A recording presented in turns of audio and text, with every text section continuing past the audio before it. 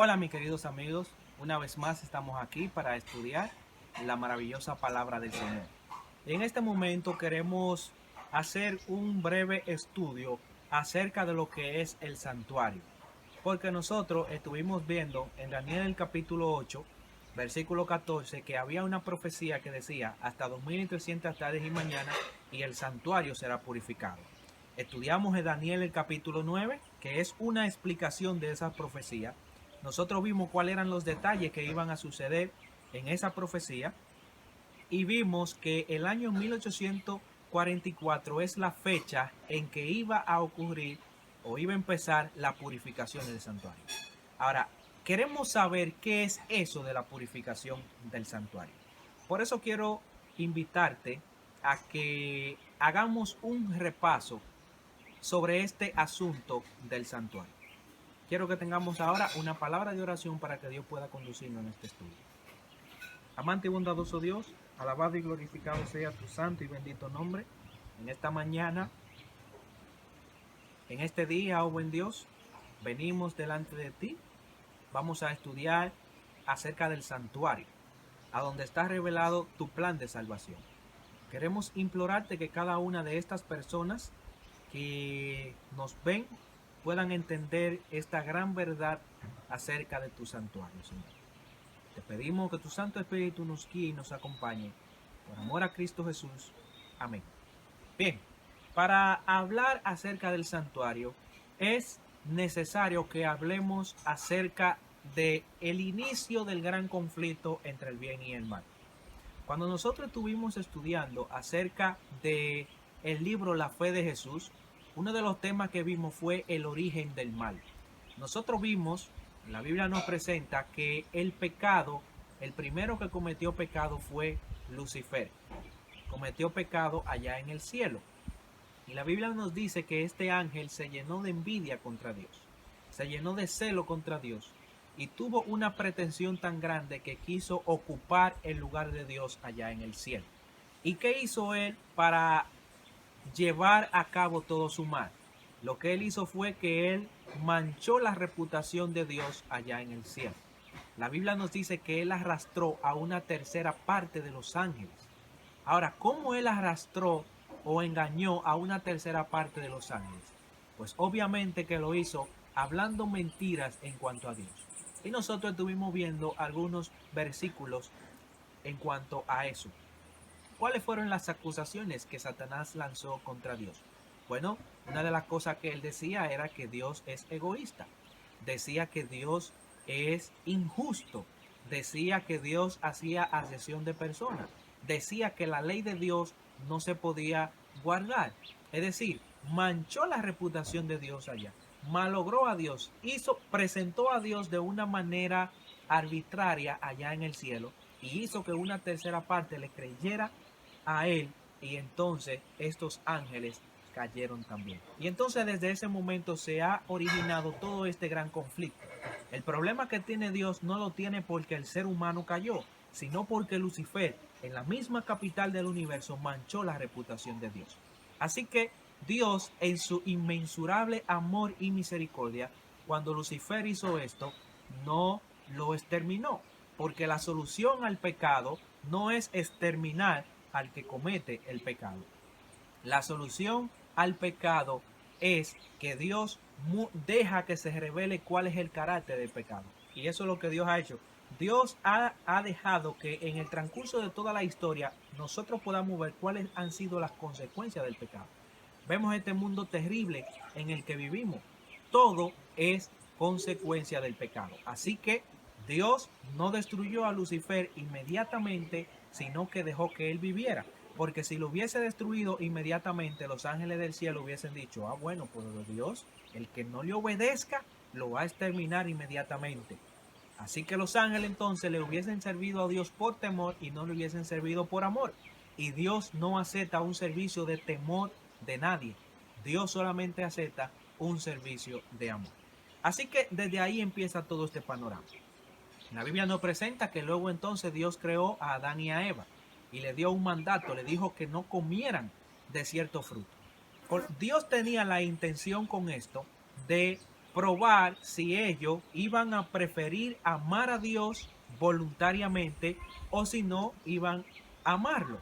Así que Dios le puso esta prueba para ver con quién iba a estar su corazón y permitió que Lucifer viniera y los tentara a hacerlo pecar contra Dios.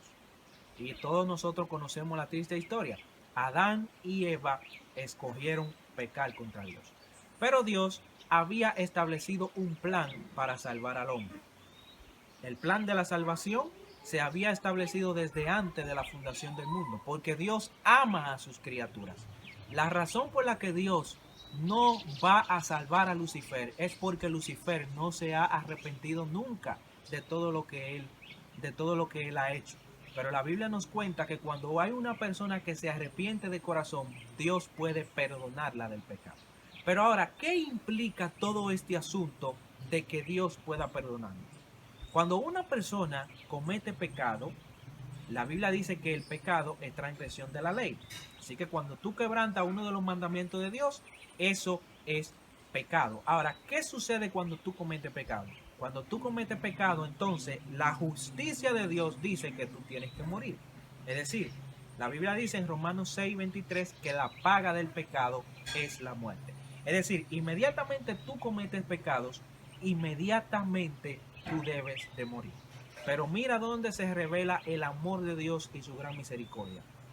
Que cuando tú mereces morir, Dios escogió sacrificarse Él en lugar tuyo. Es decir, tenemos a un individuo.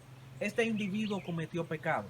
La única manera de que ese individuo se pueda salvar de la paga del pecado, que es la muerte, es que venga otro y se ofrezca en lugar de él. Entonces viene otro, se ofrece en lugar de él y él se salva de sufrir la muerte y ese otro individuo viene y sufre la muerte en su lugar. Eso es lo que ha hecho nuestro Señor Jesucristo. Eso es lo que ha hecho Dios. La máxima autoridad del universo, que pudo habernos destruido a todos y volver a crear nueva criatura, decidió sacrificarse Él en vez de sacrificarte a ti. Entonces lo que pasa es que cuando nosotros cometemos pecado, nos arrepentimos del pecado, confesamos el pecado y abandonamos ese pecado, entonces Jesús con su sacrificio, es decir, Él vino y se ofreció en nuestro lugar. Y entonces, cuando yo cometo pecado, me arrepiento, lo confieso y lo abandono, entonces yo puedo ser perdonado de mi pecado, porque Él ya sufrió la muerte que yo debería sufrir. Así que este es el principio que hay de que cuando una persona peca, para poder salvarse de la condenación o sea, de la justicia, porque realmente cuando tú cometes pecado, lo justo es que tú tengas que pague por eso. Pero Jesús, entonces, para salvarte a ti de sufrir la muerte, Él decide sacrificarse en tu lugar. Así que desde que Adán y Eva pecaron, nosotros vemos que se instituyó lo que fue los sacrificios. Cuando Adán y Eva pecaron, ellos merecían morir. Pero en ese momento ellos no murieron, sino que Dios le dijo que sacrificaran un cordero y le mostró que ahora el Dios del cielo iba a venir a morir en lugar de ellos. Ellos merecían morir, pero Dios libremente escogió morir él en lugar de ellos. Así que para prefigurar eso, Dios le dijo, maten un cordero y entonces la muerte que ustedes deben de sufrir la va a sufrir ese cordero. Pero ese cordero representaba a Jesús. Por eso que nosotros vemos que cuando Jesús venía a ser bautizado por Juan, Juan dijo, este es el Cordero de Dios que quita el pecado del mundo. Es decir, todo el sistema de sacrificio del Antiguo Testamento que nosotros vemos que se sacrificaban todos esos animales, todo eso tenía la intención de prefigurar a Jesús. Ellos, a través de esos sacrificios, por la fe, debían de ver que era Jesús el que venía a tomar ese lugar. Y quiero explicarte un poco más acerca de esto. Así que cuando Adán y Eva pecaron, ellos hicieron un sacrificio. ¿Cómo nosotros sabemos eso? Bueno, la Biblia nos dice que ellos estaban desnudos y que Dios lo vistió con pieles de animales. ¿Qué tiene que suceder para que un animal te dé la piel. El animal debe de morir. Además de eso, después que Adán y Eva tuvieron a Caín y Abel, nosotros vemos que Abel hizo un sacrificio. Dice la Biblia en Génesis capítulo 4 que Abel trajo de los corderos, de sus corderos a Dios, mientras que Caín trajo de los frutos. Y por eso Caín no fue aceptado, porque Dios había mandado que trajeran un cordero. Es decir, cuando ellos cometían pecado, debían de traer ese cordero y debían de sacrificarlo a Dios, porque el cordero sufría la muerte que ellos debían de sufrir, de manera simbólica. Ahora, nota esto en Hebreos capítulo 11 y el versículo 13, para que tú veas que en realidad Abel hizo un sacrificio. Hebreos capítulo 11 dice así en el versículo 4: por la fe Abel ofreció a Dios más excelente sacrificio que Caín, y por ella fue declarado justo. Ahora, ¿quién le enseñó a Abel que se tenían que hacer sacrificios? Quien le enseñó eso fue Adán y Eva, le enseñaron, porque Dios le había dado el mandato a ellos de hacer esto. Y entonces vemos que a través de todo el Antiguo Testamento se hacen los sacrificios.